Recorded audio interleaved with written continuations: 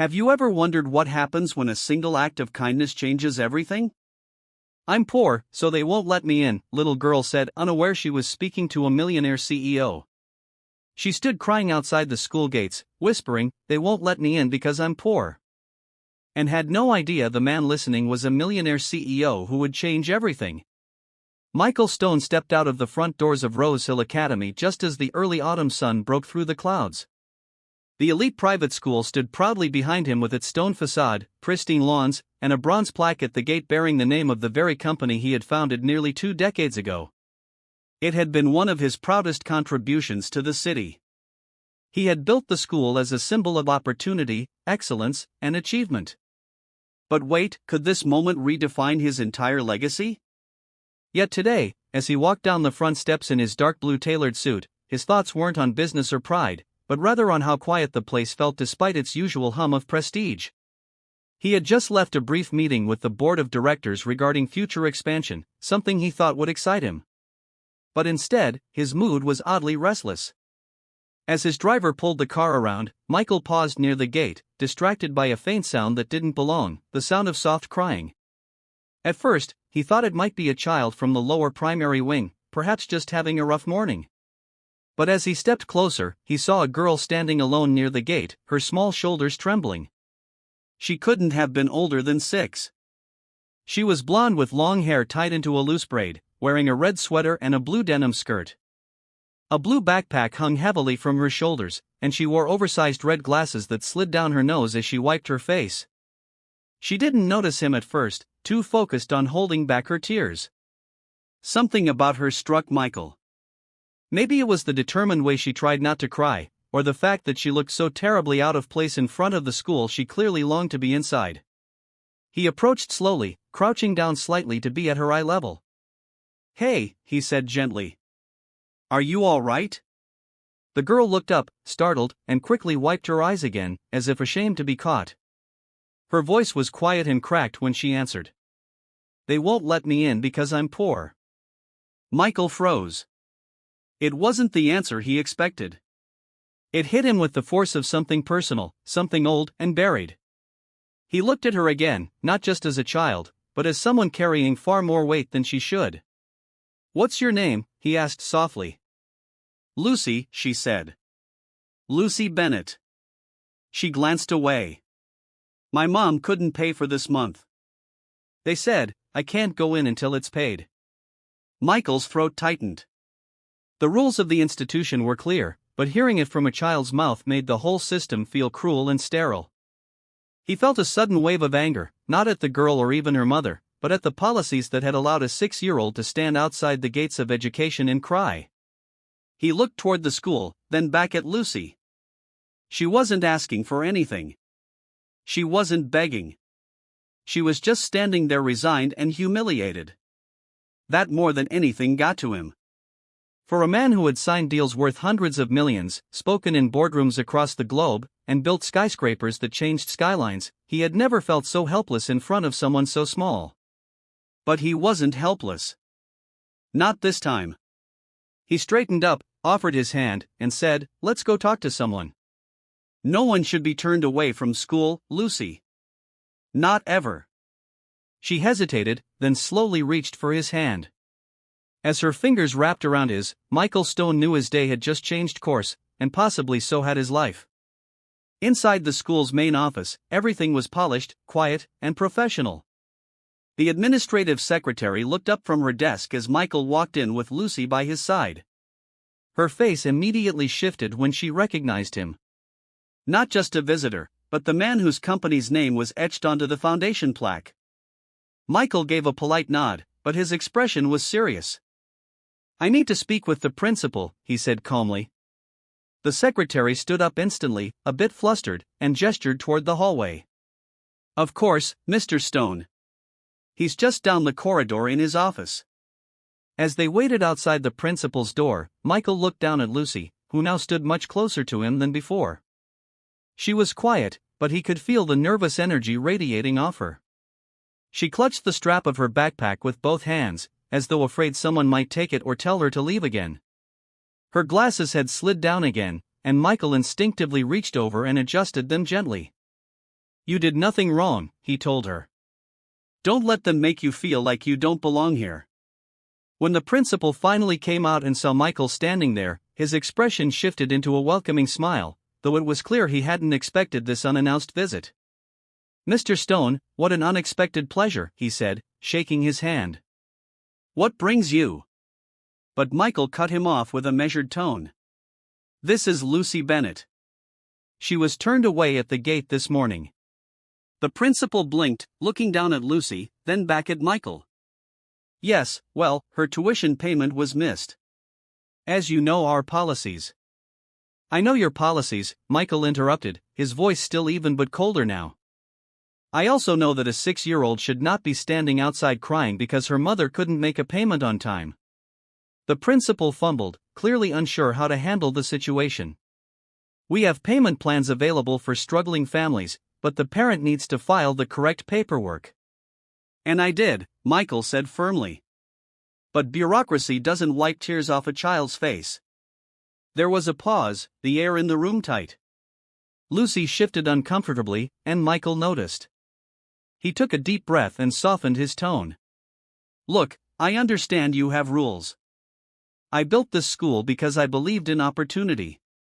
Not just for those who can afford it, but for those who deserve it. And she does. The principal gave a small nod, not exactly agreeing, but sensing the discussion was not one he could win. I'll make sure she's enrolled for the day, he said finally. But long-term support would need a formal arrangement. Michael nodded. She'll be covered. And not just her. He glanced back toward the front office. I want to see a list of every child on the brink of being expelled for non-payment. We're going to fix this. Lucy looked up at him then, wide-eyed. She hadn't fully understood everything that was said, but she understood that something important had just shifted. Michael leaned down and smiled gently. You're going to class now. Do you know where your room is? She nodded slowly and he walked her to the hallway where a staff member was waiting to escort her.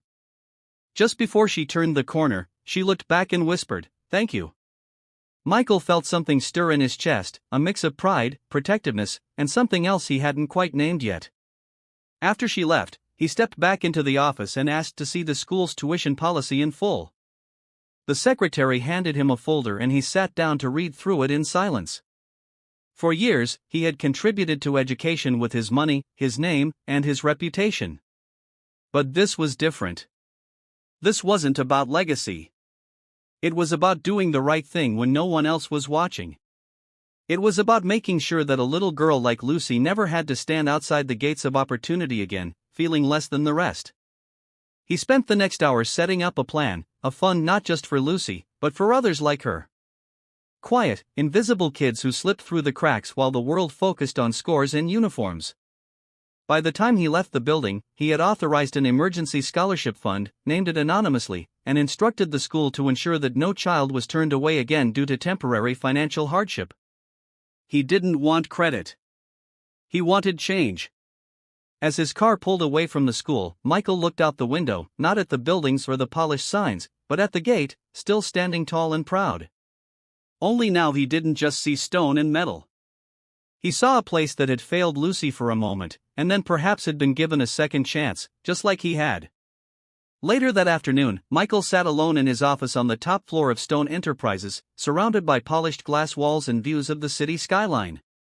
Normally, the stillness would have brought him peace, a brief moment to reflect between meetings and decisions, but today it felt strangely heavy. He couldn't stop thinking about Lucy. Her small voice, her oversized glasses, the way her words cracked when she said she was poor. The image of her standing outside the gate, eyes red and cheeks blotchy, had taken up residence in his mind, refusing to leave. It unsettled him in a way few things had in years. He found himself searching through internal company directories, eventually locating the contact information of Lucy's mother. He hesitated before dialing, unsure of how this might be received. It wasn't business protocol. It was personal, impulsive, even. But something told him that ignoring it would be the greater mistake. After a few rings, a soft, tired voice answered, "Hello." Michael introduced himself carefully, explaining who he was, how he had met Lucy that morning, and what had happened since. There was a long silence on the other end before the woman spoke again. "I'm sorry if she bothered you," she said quickly. "She shouldn't have gone alone. I had to be at work and I didn't think they would turn her away." Her voice cracked. Michael told her she hadn't bothered him at all. In fact, she had done something most adults couldn't. She had moved him to action. He asked if they could meet. She hesitated again, but eventually agreed, offering to come to the school the following afternoon after her shift. Her name was Anna Bennett. Michael wrote it down, though he doubted he would forget it. The next day, he arrived at the school a few minutes early. He wasn't sure what to expect. He imagined a woman worn down by life, but kind, probably shy, perhaps hesitant. When Anna walked into the administration building, he immediately recognized her. She had Lucy's eyes, the same rich brown, quietly observant. She wore a faded blouse, jeans that had seen better days, and a name tag from the grocery store where she worked. Her hair was pulled back in a simple ponytail. And though there was exhaustion in her face, there was something stronger underneath, pride. They shook hands and he noticed hers were rough from physical work. She apologized again for the situation. Michael gently cut her off and explained everything he had done. The tuition, the scholarship, the fund. She listened carefully, her expression unreadable at first, then slowly softening into disbelief. "You did all that for Lucy?" she asked. "For kids like her," he corrected. "But yes, she was the reason I saw it." Anna looked away for a moment, biting her lip. "She's everything to me," she said. "I work 2 jobs. I barely sleep. But all I care about is giving her a real future." Michael didn't doubt her. He could see it in the way her voice trembled when she spoke about her daughter and the way her fingers clenched around the strap of her bag as though she was still carrying the weight of her reality everywhere she went. He told her she had nothing to apologize for. "You've done more with less than most people ever do," he said. "You're not failing her. The system is." She smiled, small at first, then a little wider, though her eyes still shimmered. "I don't know what to say," she murmured. "No one's ever just helped us like this. Not without wanting something back." "I don't want anything," he said sincerely. "But maybe we could talk again sometime. I'd like to stay involved." She nodded slowly. "If you're sure." As she left, Michael watched her walk down the hallway, her shoulders straighter than when she arrived. For the first time in a long while, he felt something he hadn't allowed himself to feel for years. Hope that didn't come from a profit margin or a stock increase, but from the simple act of doing what was right. He didn't know exactly where this would lead, but he knew one thing for certain. His life had intersected with something real. And he wasn't ready to let go of that just yet. The following week passed with an unexpected shift in Michael's routine. Between board meetings, business calls, and construction site reviews, he found himself repeatedly glancing at his phone, checking for updates from the school or wondering if he should reach out to Anna. Something about her voice lingered in his mind, the quiet strength beneath exhaustion, the way she said, "She's everything to me." It had been a long time since he'd thought about anyone's world outside his own, but now it was hard to focus on anything else. By Friday, Michael arranged a visit to the school under the pretense of reviewing some new architectural upgrades, though in truth he wanted an excuse to see Lucy again. When he arrived, the head of administration greeted him warmly and offered to walk him around. As they passed the lower school playground, Michael's eyes immediately found Lucy. She was sitting on the edge of the sandbox, building something with careful attention, her red glasses slipping a little. She looked up and saw him, her face lighting up with recognition. She waved shyly and he smiled, waving back. Something in her expression, so trusting and sincere, hit him hard in the chest. Later that afternoon, Michael stopped by the school library where Anna had just started volunteering. It wasn't an official job yet, more of a trial run the school had offered. After Michael suggested her for a small administrative role, he knew she was overqualified for the basic tasks but underqualified on paper for more. Still, she had arrived early every day that week, organized the shelves with precision, and had even suggested a new layout for the children's reading corner. When he walked in, she was on a stepladder, straightening a row of books and humming quietly under her breath. She turned when she saw him and climbed down quickly, brushing her hands on her skirt. "Mr. Stone," she said, a bit surprised. "Michael, please," he interrupted with a soft smile. "I just wanted to see how your first week was going." She relaxed a little, nodding. "It's been honestly the best I've felt in years. It's quiet here, but meaningful. I forgot what it feels like to work somewhere that isn't survival." Michael walked further into the room and sat on the edge of a nearby table. "You're not just helping. You're building something for these kids. I saw the new reading nook. It's thoughtful. Comfortable." Anna looked down almost embarrassed. "I used to dream about being a teacher," she said. "But then life happened. Marriage, bills, a baby, and when my husband passed, all of that just faded into keeping the lights on." He was quiet for a moment, hearing more in her silence than in her words. "You haven't lost that dream," he said eventually. "You've just been too busy carrying everyone else to see where it could still fit." She looked at him startled, as though no one had ever said that out loud before. And perhaps they hadn't.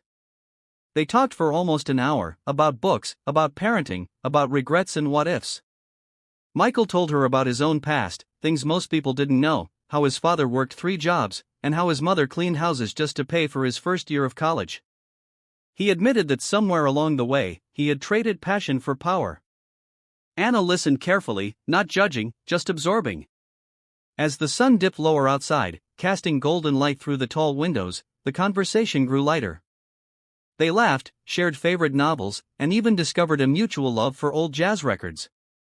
When Michael finally stood to leave, he hesitated.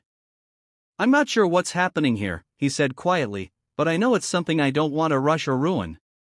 Anna looked at him for a long moment, then nodded slowly. "Neither do I." When he stepped outside, the air felt different. Not lighter, not heavier, just full of something new, possibility. It wasn't the same satisfaction he got from closing a deal or approving a project. It was something more uncertain, more human. And as he got into his car and glanced one last time at the library windows glowing in the late afternoon light, he realized he was beginning to look forward to these moments more than anything else in his day. The next few weeks unfolded in a rhythm that neither Michael nor Anna had expected. Yet both began to quietly welcome. What started as occasional check-ins became intentional visits. Michael would stop by the library during his scheduled site inspections or drop off new books for the children's corner that he and Anna had started redesigning together. Their conversations grew longer, layered with small glimpses into each other's lives, moments that slipped from formality into something personal, familiar, even comforting. He learned that Anna had a quiet but clever sense of humor, and that Lucy loved puzzles and always kept a spare piece in her pocket for good luck. She learned that Michael, despite his reputation as an unshakable executive, never finished his coffee and still kept a note from his late mother in his wallet. One rainy Thursday afternoon, Michael arrived at the school unannounced. The weather had slowed the city to a crawl, and he had canceled his meetings for the day. Instead of returning home, he found himself pulling into the school parking lot, umbrella in hand, walking through puddles toward the warm light of the library. When he stepped inside, the room was nearly empty, except for Anna sitting at one of the reading tables with Lucy beside her, helping her sound out words from a children's book. Lucy looked up and smiled when she saw him. "Mr. Michael," she said excitedly, and Anna turned, caught off guard, but not displeased. "I didn't know you were coming today," Anna said, rising slightly. "I wasn't planning to," he admitted. "I just wanted to see how things were going." The rain pattered against the windows, casting a calming hush over the room. He took off his coat and joined them at the table. Lucy proudly read a few more sentences, then ran off to shelf her finished book. That left them sitting side by side for the first time in a while without distractions. Michael watched Anna tuck a strand of hair behind her ear and couldn't help but smile. "You've created something here," he said. "It's quiet, but it matters. You've given this place life." Anna gave a small laugh, more out of disbelief than vanity. "I think I'm just trying to give Lucy a reason to dream again." For a while, it felt like we were just surviving day to day. I didn't realize how heavy that had become until something lighter appeared. He nodded, understanding more than she probably knew. You remind me a lot of my mother, he said. She worked hard, never complained, and somehow still had time to make me believe I could be something more. You're doing that for Lucy. Anna looked down, her hands folded in her lap. I just don't want her to feel the weight I've felt. I want her to have choices. There was a pause, not awkward, but charged. And what about you? Michael asked. Don't you deserve choices, too? Anna didn't answer right away. The rain seemed to grow louder for a moment, filling the space between them. Then she said softly, I used to think my life was already written. Now I'm not so sure. That evening, Michael offered them a ride home. The rain had picked up, and public transportation would be a mess. Anna hesitated, but agreed. During the drive, Lucy fell asleep in the back seat, her head leaning against her mother's side. Michael and Anna sat quietly for most of the ride, watching the lights of the city blur past the windows. When they arrived, Michael walked them to the door. Before Anna opened it, she turned to him and said, You've done a lot for us, Michael. I don't know how to repay you. You already have, he replied, and then added after a breath. You gave me a reason to stop moving for the first time in years. She didn't say anything at first, but her eyes met his with a softness that hadn't been there before. Good night, she said, voice barely above a whisper, and closed the door gently behind her. Michael stood there for a moment, staring at the closed door, then turned back toward his car with something new sitting quietly in his chest, something unfamiliar, but welcome. He didn't know what would come next, but for the first time in a long while, he was looking forward to finding out. Saturday arrived with a rare stillness. For the first time in weeks, Michael had cleared his calendar. No calls, no meetings, no boardroom briefings, just silence. He stood at the window of his penthouse apartment, watching the early morning sun stretch across the skyline, and felt a pull he hadn't felt in years. Not toward business, not toward responsibility, but toward something far more human. He found himself thinking of Lucy's laugh and the way Anna smiled when she didn't think anyone was looking. Without overthinking it, he sent Anna a message. Would you and Lucy like to spend the day at the museum? No pressure. Just thought of you both. He pressed send and immediately questioned whether it was too much, too forward. But less than a minute later, her reply came. She would love that. So would I. 3 hours later, they met at the front steps of the Natural History Museum. Anna wore a simple light blue dress and a denim jacket, her hair loosely pulled back. Lucy wore a backpack shaped like a dinosaur and carried a stuffed rabbit in one hand. When Michael saw them, something settled inside him, like the moment after a deep breath. He greeted them warmly, offering Lucy a map of the museum he'd picked up at the door. She beamed and immediately took the lead, navigating them through the vast halls with enthusiasm only a child could summon. They wandered through ancient fossils and towering skeletons. Lucy peppered them with questions, and Anna patiently read the plaques aloud while Michael listened, quietly amazed by how effortlessly the two of them existed together. At one point, while Lucy climbed into an interactive exhibit, Anna and Michael sat on a bench nearby, surrounded by the quiet murmur of families and school groups. Michael turned to her and said, You're amazing with her. Anna smiled, a bit shy. She's easy to love. He hesitated, then added, You both are. The words weren't planned, but they felt true. Anna didn't answer right away. She looked ahead, watching her daughter play, and then said, This is the first time we've done something like this. Just for fun. No rushing, no worry about time or money, just being together. Michael nodded, feeling the weight of her words. For a woman who had spent years in survival mode, even a day like this was revolutionary. They ate lunch in the museum cafe, and Lucy proudly told Michael everything she had learned about meteors and mammoths. She asked if they could come back again sometime, and Michael said, Anytime you want. On the way out, he bought her a small keychain shaped like a trilobite. She clutched it like treasure. Later that evening, he drove them home again. The ride was quieter with Lucy half asleep in the back seat and Anna watching the city lights roll by. When they reached their building, Anna waited for Lucy to head inside, then turned to Michael with a warmth in her voice that hadn't been there before. "Today was more than just a distraction," she said. "You gave us a piece of something we haven't had in a long time. Normalcy." He stepped closer, not pressing, just present. "You don't have to thank me," he said. "But I'm glad you let me be part of it." They stood there for a moment longer, both knowing that what they were building, whatever it was no longer just kindness or obligation. It was something softer, slower, more real, something beginning. She leaned up gently and kissed his cheek. It wasn't dramatic, wasn't rushed, just honest. "Good night, Michael," she said. And for the first time in years, Michael walked back to his car, feeling like he was going home, even if his apartment was still across town. Something in him had shifted. He wasn't just helping them anymore. He was becoming part of them. The weeks that followed settled into a quiet, beautiful rhythm that felt almost too delicate to name. What had started as spontaneous moments of kindness had become something deeper and more intentional. Michael began to carve out time in his schedule specifically for Lucy and Anna. He would join them for weekend walks in the park, help Lucy with her school projects, and occasionally bring takeout to their apartment when Anna had long shifts. He never made grand gestures, never flaunted his wealth. Instead, he became someone they could depend on. For a man who had spent most of his life surrounded by executives and luxury, learning how to simply show up meant more than any of his corporate wins. One Sunday afternoon, they were all at the community garden a few blocks from Anna's building. Lucy was running between flower beds with a watering can, her giggles echoing through the late spring air. Michael and Anna sat side by side on a wooden bench, both sipping lemonade from paper cups. The garden was quiet with only a few neighbors tending to their vegetables. Sunlight filtered through the leaves above them, casting shifting patterns on the ground. Anna looked over at Michael and smiled. "You're good with her," she said softly.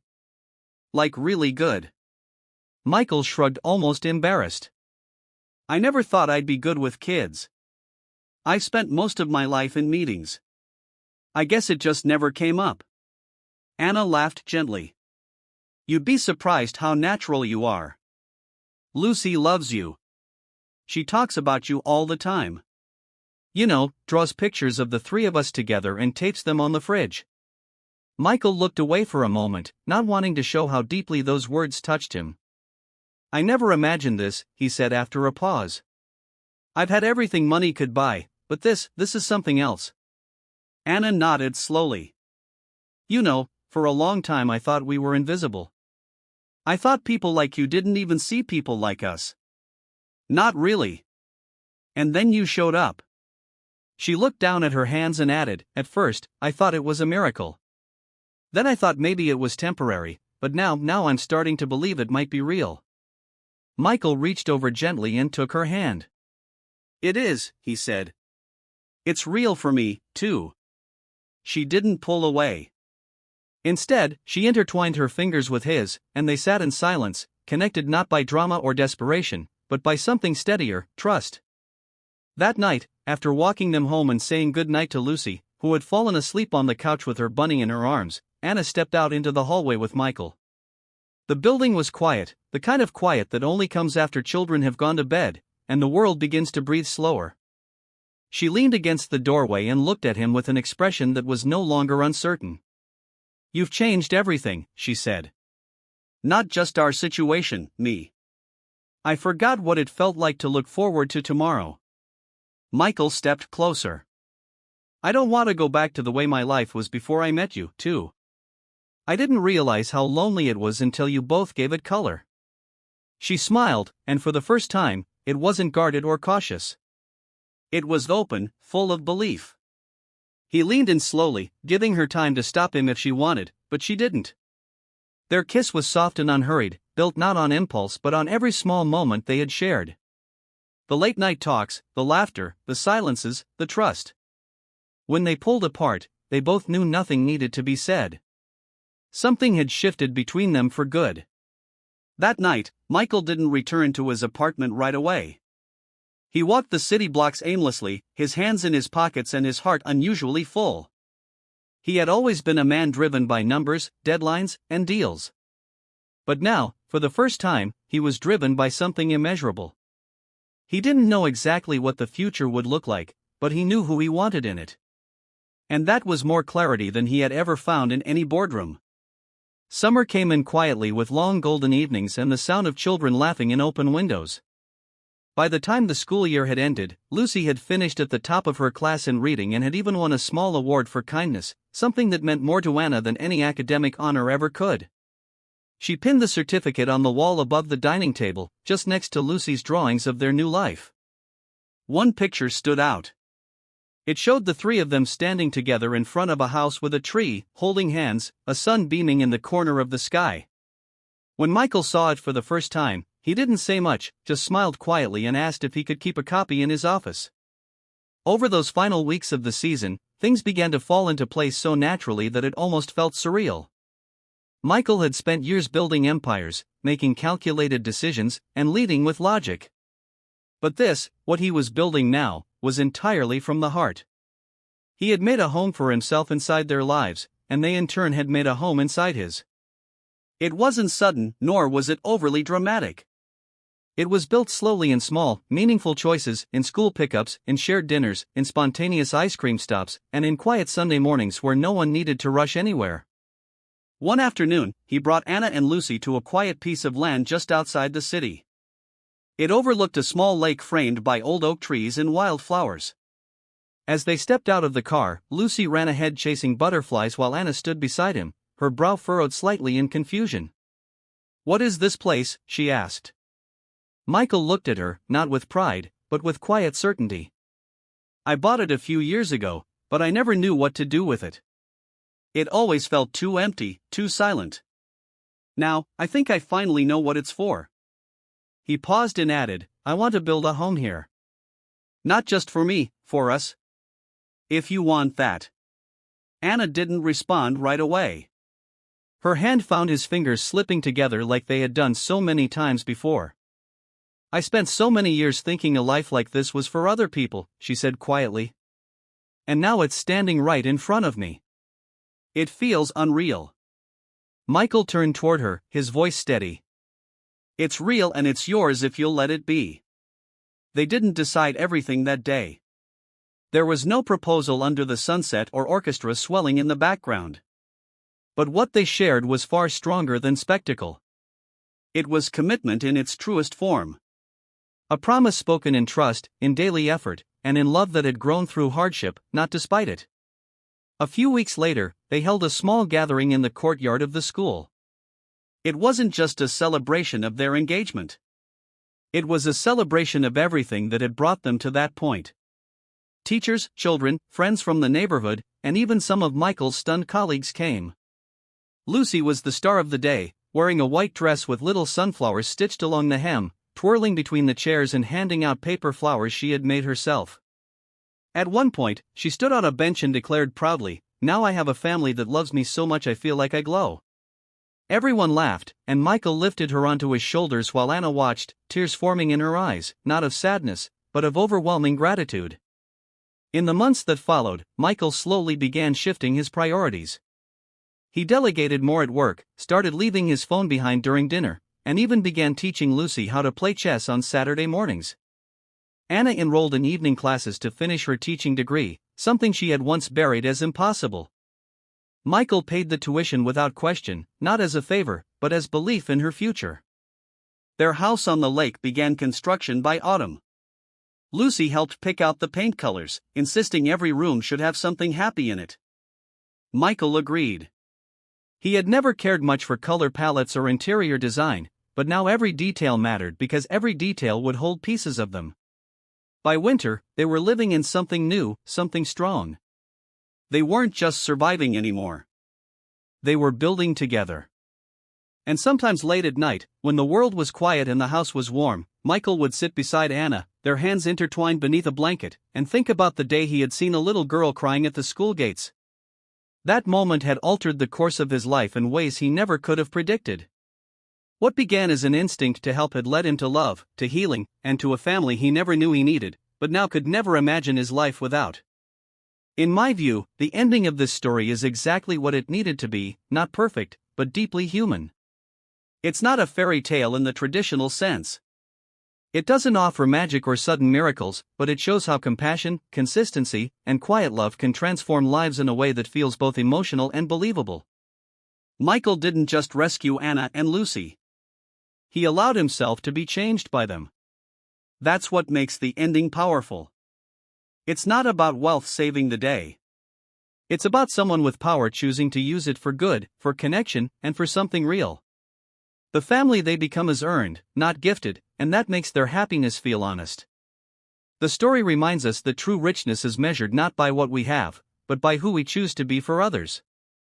Voiceover ends with a warm tone. Stay tuned for more heartwarming stories on Millionaire in Love.